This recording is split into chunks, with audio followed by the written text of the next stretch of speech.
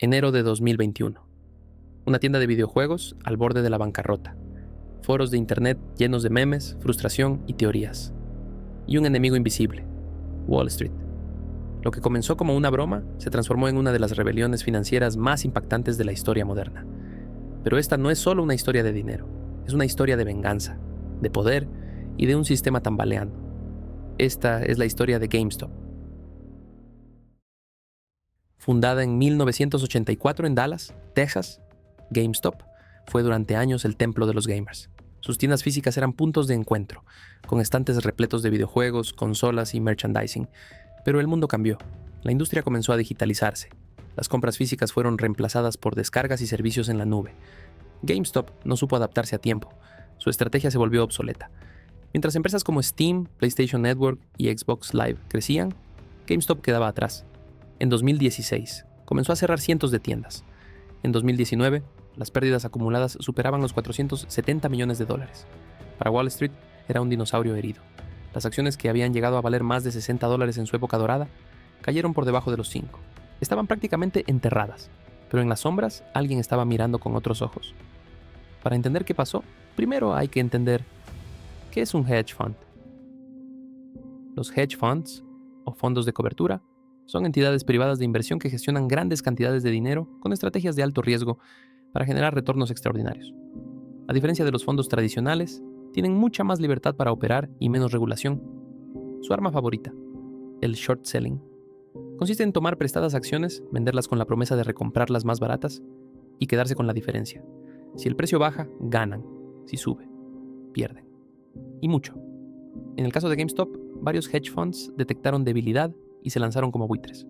El más agresivo, Melvin Capital, dirigido por Gabe Plotkin. Apostaron tanto en contra de GameStop que terminaron vendiendo en corto más acciones de las que realmente existían en circulación. El porcentaje superaba el 140%. ¿Es legal? Sí. ¿Es ético? Esa es otra historia. Para muchos estos fondos eran los mismos que en 2008 habían contribuido al colapso del sistema financiero y habían salido impunes. Esta vez, su ambición desmedida los dejó expuestos. Wall Street Bets nació en 2012 en Reddit, fundado por Jaime Rogozinski. Su idea era sencilla: crear un espacio donde se hablara de inversiones sin filtros, con humor y alto riesgo. A diferencia de otros foros financieros, aquí no se buscaban consejos conservadores. Se celebraban las apuestas agresivas, incluso absurdas. Con el tiempo, el grupo se transformó en una comunidad de millones, una especie de casino digital donde miles compartían pérdidas, ganancias y teorías conspirativas. Era irreverente, exagerado, pero también sorprendentemente perspicaz. A fines de 2020, algunos usuarios comenzaron a notar algo extraño en GameStop, y entonces apareció él. Keith Gill nació en 1986 en Massachusetts. Graduado en contabilidad, corredor de seguros, padre de familia. Nada en su pasado sugería que se convertiría en una figura clave en una guerra financiera. En redes era Roaring Kitty. Usaba una vincha roja, publicaba videos caseros analizando acciones y compartía memes con gatos gritando. Pero detrás de su apariencia excéntrica había análisis serios. Keith comenzó a comprar acciones y opciones de GameStop cuando nadie creía en la empresa. Invirtió decenas de miles de dólares. Su análisis detallado del balance, la estructura de deuda y la sobreventa de acciones era impecable. No era un líder, no buscaba cambiar el sistema, pero su convicción encendió una mecha. Su historia cautivó al foro. No era un millonario, ni un banquero, era uno de ellos. Y eso lo convirtió en símbolo. A medida que miles de usuarios empezaron a comprar acciones, el precio comenzó a subir. Y con él, la desesperación de los hedge funds. Para cubrir sus posiciones tenían que recomprar acciones, lo que elevaba aún más el precio. Un efecto bola de nieve imparable. En enero de 2021, GameStop pasó de $17 a más de 483. Las pérdidas de Melvin Capital se contaban en miles de millones. La prensa habló del short squeeze del siglo. Por primera vez, una comunidad desorganizada, sin líderes, sin plan, ponía en jaque a los titanes de Wall Street.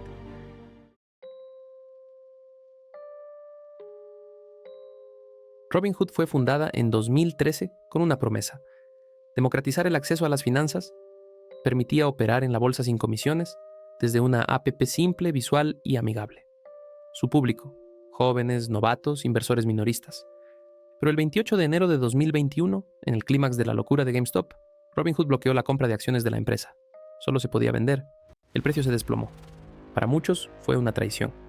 La empresa que se había presentado como defensora del pueblo ahora parecía al servicio de los poderosos. La explicación oficial fue que Robinhood no tenía suficiente liquidez para respaldar la operación masiva de compra y necesitaba limitar el riesgo. Pero en el imaginario colectivo quedó grabado como una intervención directa para frenar al pueblo. Se descubrió además que una parte importante de los ingresos de Robinhood provenía del pago por flujo de órdenes, un sistema en el que vendía la información de sus usuarios a firmas como Citadel Securities, que casualmente había ayudado a rescatar a Melvin Capital. La conexión pareció evidente para muchos, los poderosos protegiéndose entre sí. La indignación fue inmediata. ¿Quién daba realmente las órdenes? El sistema estaba diseñado para ganar siempre, pero solo de un lado. La confianza en las instituciones tambaleó, y el Congreso de Estados Unidos tuvo que intervenir.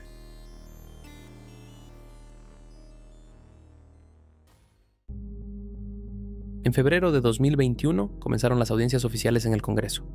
Fueron transmitidas en vivo y millones de personas en todo el mundo vieron testificar uno a uno a los protagonistas de esta historia. Vlad Tenev, CEO de Robinhood, debió explicar por qué bloquearon las operaciones. Gabe Plotkin, de Melvin Capital, intentó justificar su estrategia de ventas en corto. Y Keith Gill, con su ya famosa vincha roja, habló desde su casa con calma y seguridad. «Me gustan las acciones», dijo, y se volvió símbolo de una revolución digital. Las audiencias duraron semanas, pero no hubo castigos ejemplares. Nadie fue condenado. Sin embargo, algo había cambiado. El mundo había visto cómo funcionaban los hilos del poder. Y por primera vez, millones comprendieron que el sistema no era tan transparente como parecía. Luego de las audiencias, Keith desapareció del ojo público. GameStop sobrevivió. Melvin Capital cerró sus puertas en 2022. Y una nueva generación de inversores nació con una lección imborrable. Esta no fue solo una historia de acciones. Fue una grieta, un punto de inflexión, un momento donde el control pareció tambalear. Algunos lo llaman locura colectiva, otros justicia digital. Pero lo cierto es que ese enero de 2021, el mundo financiero vio algo que no esperaba. Una comunidad, un foro y un hombre con una vincha, desafiando las reglas del juego. Y aunque el polvo se asentó, el sistema nunca volvió a verse igual. Porque mientras las pantallas se apagan, las mentes encriptadas siguen despiertas. Esto recién comienza. Todos los miércoles un nuevo documental. Si algo de esto te intrigó, suscríbete y prepárate. Lo que viene podría cambiar tu forma de ver las cosas.